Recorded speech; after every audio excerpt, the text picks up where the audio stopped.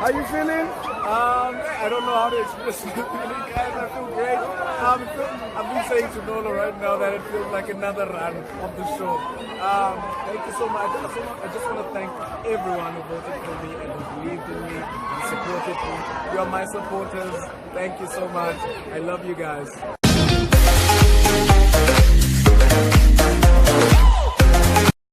So guys, yeah, that was the message from Luyolo to everyone who have voted for him. Guys, we are talking about the winner of season 15 Idols SA 2019. Luyolo was born in Buffalo River, Kings Williamstown, Eastern Cape. He is 24 years old this year, 2019. He studied information technology at Walter Sisulu University. He works for an IT company as a software developer. I'm just curious, guys, to know if he will continue with his career or he'll focus on his new music career, guys. Yeah, Luyolo, wherever you are, you must know that most people who voted for you, it was the ladies. I'm telling you, this was so personally. Abanye bebe mpostile bet my Luyolo, guys. Yeah, once again, we wish him all the best.